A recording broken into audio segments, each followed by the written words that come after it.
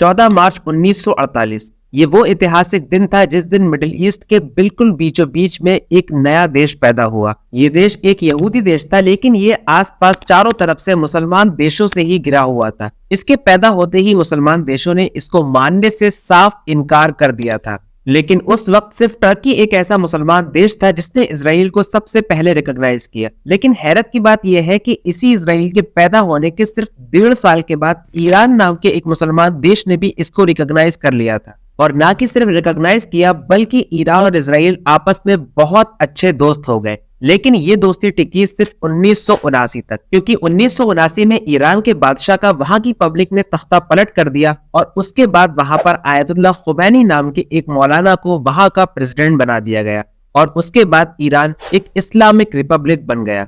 हैरत की बात यह है कि आज का ईरान जो आपको इस तरीके का दिखता है, वो 1979 से पहले कुछ इस तरीके का होता था।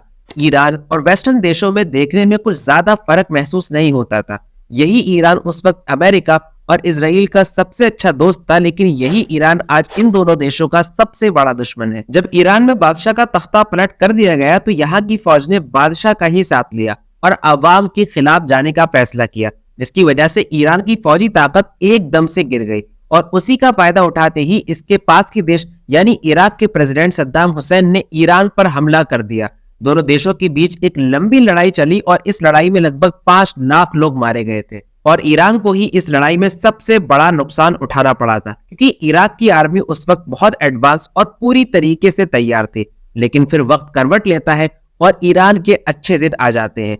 अब 2022 का यूक्रेन और रशिया का युद्ध हो, या फिर 2020 की अजरबैजान और आर्मीनिया के बीच में जंग, या फिर यमन के हूथियों के जरिए रेड सी को बंद करना और अमेरिका, यूके और इजराइल जैसे देशों के शिप को निशाना बनाना हो, इन सारी ही जगहों पर आपको एक चीज कॉमन नजर आएगी और वो चीज है ईरान के ड्रोन। आज के दौर में ईरान न कि सिर्फ ड्रोन इंडस्ट्री में बल्कि anti missile, anti tank, air defence, cruise missile और बैलिस्टिक मिसाइल जैसे हथियारों को बनाने में भी सबको पीछे छोड़ रहा है। लेकिन सवाल ये उठता है कि वो ईरान जो कि सिर्फ इराक से भी नहीं लड़ पाया था, आखिरकार आज वो इतना ताकतवर कैसे हो गया कि उसके ड्रोन रशिया जैसे एडवांस देश भी यूज कर रहे हैं। आप देख रहे हैं KW प्रेजेंट और आज हम बात कर रहे हैं ईरान के बारे में। दोस्तों, जैसे ही ईरान में बादशाह का तख्ता पलटा था और आयतुल्लाह खुमैनी की हुकूमत आई थी, तो वैसे ही ईरान ने अपने सारे पुराने स्टैंड बदल लिए। अब वो अमेरिका के करीब नहीं था और ना ही इजराइल का दोस्त था। इसकी वजह से ना कि सिर्फ वो अमेरिका और इजराइल बल्कि वेस्टर्न देशों की भी रडार पर आ गया था।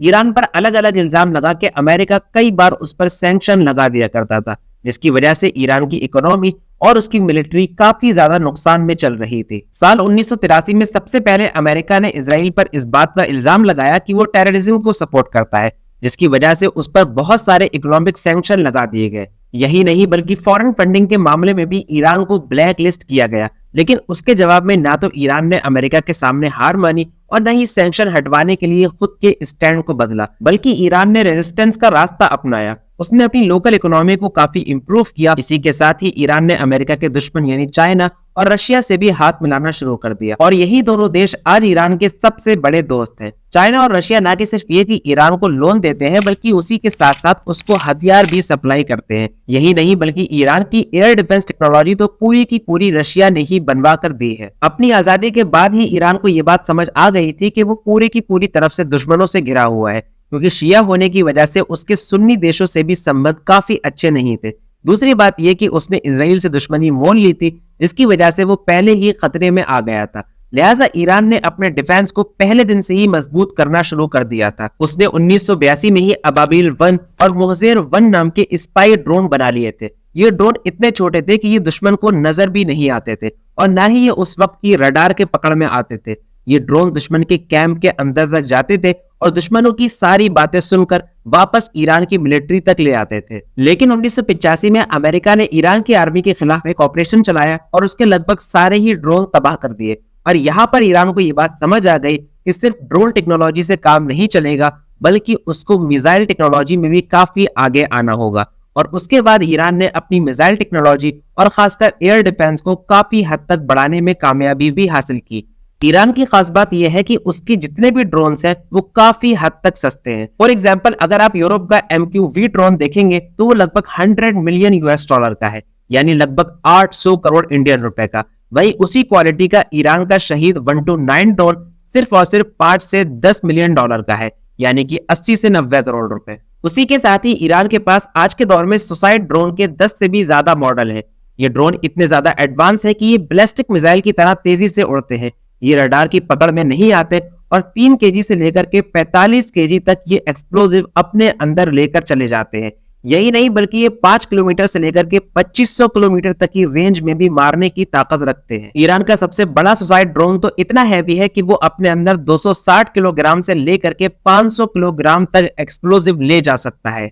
साल 2006 में अमेरिका ने ईरान पर एक नया इल्जाम लगाया। उसने कहा कि ईरान एक न्यूक्लियर पावर बनने की कोशिश कर रहा है और वो न्यूक्लियर हथियार बना रहा है, और इसी इल्जाम के साथ ईरान पर नए नए सैंक्शन भी लगा दिए गए। लेकिन ईरान ने यहाँ पर आकर इन सैंक्शन का फायदा उठाया। उसने अमेरिका से ये डील की कि वो न्यूक्लियर पावर नहीं बनेगा, लेकिन उसके बदले उस पर से सैंक्शन हटाए जाए और उसको काफी छूट दी जाए। इस छूट से ईरान को बहुत ज्यादा फायदा पहुंचा। लेकिन बताया यह जाता है कि ईरान ने यहाँ पर अमेरिका के साथ एक बहुत बड़ी चाल चली। असल में उसने न्यूक्लियर वेपन बनाना कभी छोड़ा ही नहीं था। वो आज भी सीक्रेटली न्यूक्लियर वेपन बना रहा है, बल्कि बहुत देश तो ये मान चुके हैं कि ईरान असली में एक न्यूक्लियर पावर बन चुका है।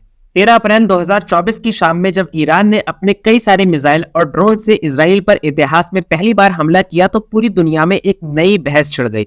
और वो बहस ये थी कि क्या इजराइल पूरी मुस्लिम दुनिया का लीडर बनने की कोशिश कर रहा है, क्योंकि ऐसे वक्त में जब तुर्की हजारों बयानबाजी के बाद इजराइल के खिलाफ कुछ भी कदम नहीं उठा रहा है और जहां एक तरफ सऊदी अरब भी इजराइल से अपने रिलेशन नॉर्मल करने की तैयारी में है और जहां एक तरफ यूएई इजराइल को पूरी तरीके से एक्सेप्ट कर चुका है, वहां पर ईरान ने इजराइल के खिलाफ हमला करके खुद को क्या मुस्लिम दुनिया का लीडर बना लिया है? ये सवाल मैं आप पर छोड़ता हूं, आप हमें कमेंट सेक्शन में जरूर बताइए। चलिए अब इस वीडियो को यहीं खत्म करते हैं, इस उम्मीद के साथ कि वीडियो आपको पसंद आई होगी। वीडियो पसंद आने पर लाइक करें, अपने फ्रेंड्स के साथ शेयर करें और चैनल KW प्रेजेंट को सब्सक्राइब जरूर करें। मिलते हैं अगली वीडियो में, तब तक के लिए अलविदा।